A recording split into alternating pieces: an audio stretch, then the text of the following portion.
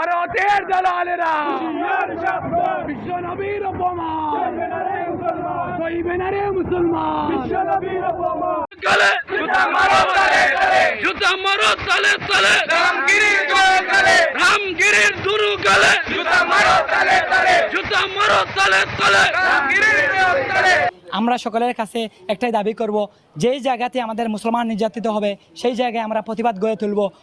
আমরা হযরত মুহাম্মদ সাল্লাল্লাহু আলাইহি ওয়াসাল্লামের এই অবমাননাকে আমরা প্রতিবাদ জানাই এবং শুধু ইন্ডিয়া নয়, বিশ্বের যে প্রান্তে যে জায়গাতে এরকম সমালোচনা হবে তার বিপরীতে আমরা দাঁড়াবো ইনশাআল্লাহ।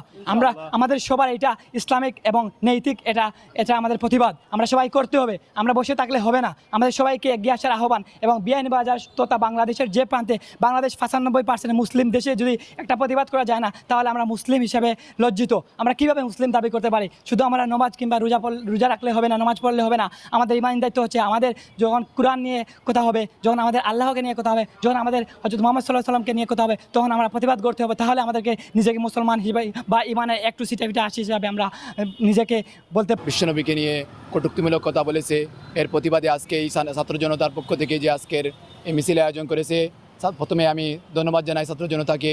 এটা সবার ইমানি দায়িত্ব। মুসলমান হিসাবে আমাদের নবীর অপমান এটা মুসলমান কখনো সহ্য করতে পারে না।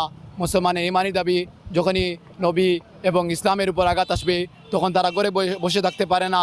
তারা তাদের ইমানের চেতনাকে লালিত করার জন্য, ইমানের চেতনাকে বাড়িয়ে তোলার জন্য তারা প্রতিবাদ করবে, তারা ঘর থেকে বাইরে হবে, তারা প্রতিবাদ এবং প্রতিহত করবে। আমি আশা করি বাংলাদেশের মুসলমানরা এবং বিশ্বের মুসলমান যারা আছেন সবাই নবীর যদি আপনাদের ইমানের স্পৃহা থাকে, ইমানের চেতনা থাকে, তাহলে আপনারা যেভাবে পারেন মিছিলের মাধ্যমে হোক এবং লেখালেখির মাধ্যমে হোক এবং প্রিন্ট মিডিয়ার মাধ্যমে হোক, যেভাবে পারেন আপনারা প্রতিবাদ করেন। এবং আমরা আশাবাদী বাংলাদেশের প্রধান উপদেষ্টা উনি বাংলাদেশের পক্ষ থেকে একটি প্রতিবাদ স্বরূপ বিজ্ঞপ্তি দিবেন। আমরা মুসলমান হিসাবে এটা আমাদের দায়িত্ব। তারা আমাদের নবীর অপমান করেছে, তাদের এখনও কোনো সুষ্ঠু বিচার হয় না।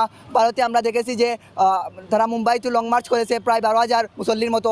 যদি ভারতে যেখানে সংখ্যাগরিষ্ঠরা হিন্দু, সেখানে তারা যদি এত প্রতিবাদ করতে পারে, আমরা মুসলমানের সংখ্যাগরিষ্ঠ অধিকই মুসলমান, আমরা কেন পারবো না? যেখানে 95% মানুষই মুসলমান, এখান থেকে অনেক প্রতিবাদের মুখর হয়ে ওঠা প্রয়োজন ছিল। যেখান থেকে উঠার কথা সেখান থেকে উঠেন না।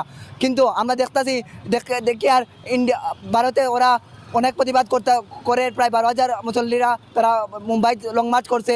তো এটা আমরা দায়িত্ব, শুধু আমাদের দায়িত্ব নয়, আমাদের বিয়ানীবাজার দায়িত্ব নয়, এটা আমাদের আস্থা বাংলাদেশ মানুষের দায়িত্ব যে আমরা সকল মুসলমানের দায়িত্ব যে আমরা প্রতিবাদ করব, আমরা এর বিরুদ্ধে রুখে দাঁড়াবো এবং এটা সুষ্ঠু বিচার চাই। মধ্যে আল্লাহ ইনসাফ প্রতিষ্ঠা হয়েছে, সমাজের মধ্যে ইনসাফ প্রতিষ্ঠা হয়েছে। আল্লাহ এই নবীর শান মানকে আল্লাহ আপনি বুলন্দ করে দিন। হায় আল্লাহ বিশ্বের মধ্যে শান্তি প্রতিষ্ঠা করে দিন। সুবহানা রাব্বিকা রাব্বিল ইজ্জাতি আম্মা ইয়াসিফুন, সালামুন আলাল মুরসালিন, ওয়ালহামদুলিল্লাহি রাব্বিল আলামিন। আমিন। SRI TV, your voice, your media.